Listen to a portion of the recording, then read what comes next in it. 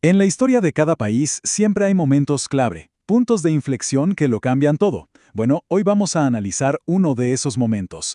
Cómo un solo hombre, Juan Manuel de Rosas, logró construir un poder casi total partiendo de los escombros de una Argentina dividida. Y la clave para entender cómo lo hizo está justo aquí, en este texto. Esto es mucho más que un papel viejo, es básicamente el manual de instrucciones de cómo en apenas 3 años se puede reconfigurar por completo el poder de un país. Así que la pregunta del millón es, ¿cómo se llega a tener un poder absoluto? No es de la noche a la mañana.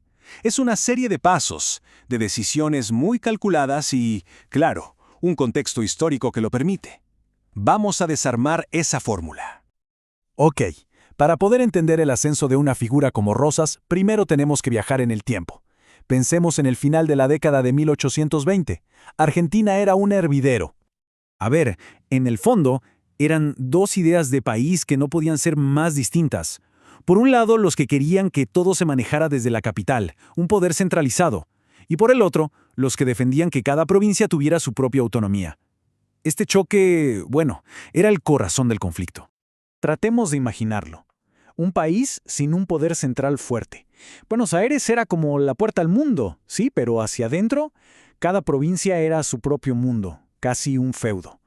La tensión se cortaba con un cuchillo. No era paz, era más bien una guerra civil a punto de estallar. Y es justo en medio de todo este caos que aparece el hombre que va a cambiar las reglas del juego. Juan Manuel de Rosas.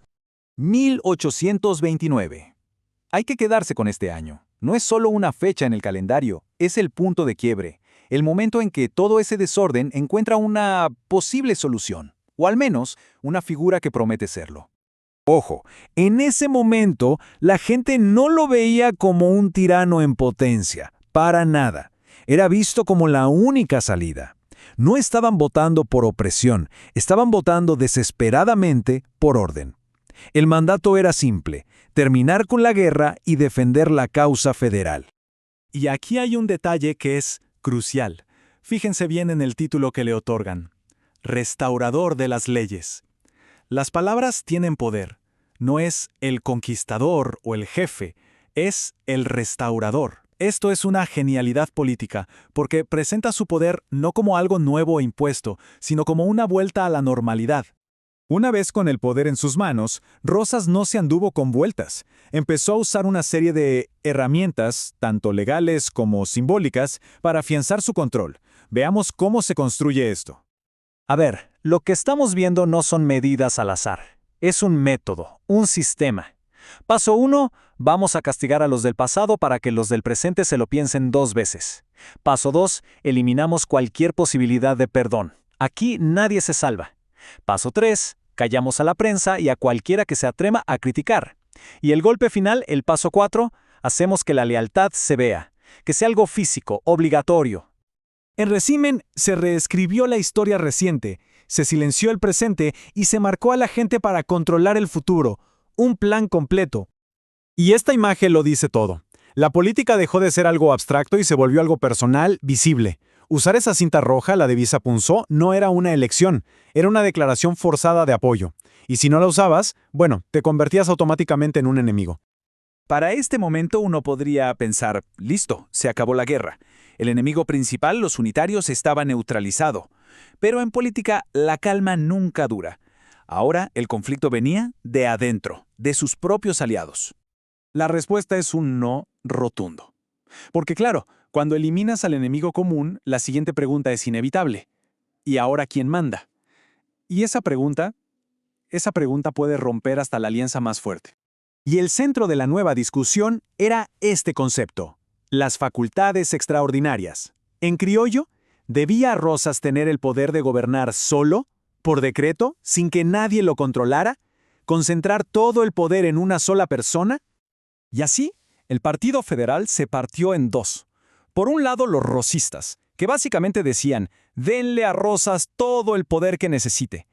Y por otro, los doctrinarios, que eran federales también, pero que decían, un momento, creemos en las leyes, en las instituciones, el poder ilimitado es peligroso.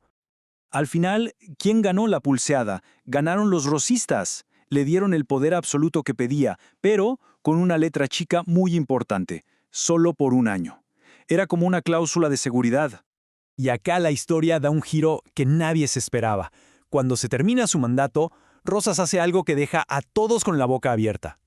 El juego político de 1832 es para analizarlo con calma. Primero, Rosas cumple su palabra y devuelve el poder absoluto. La legislatura, sintiéndose un poco más segura, lo reelige, pero esta vez como un gobernador normal, sin superpoderes. Y entonces viene la jugada maestra de Rosas. Simplemente dice, no gracias. Rechaza el cargo. El mensaje era brutalmente claro. O gobierno con todo el poder, o no gobierno. El panorama entonces era este. Había derrotado a los unitarios, sí, pero para eso había necesitado un poder que sus propios aliados ya no estaban dispuestos a darle. Estaba en una verdadera encrucijada. Y con esta pregunta cerramos. Al dar un paso al costado, al negarse a gobernar sin ese poder total, ¿estaba Rosas reconociendo una derrota frente a su propio partido?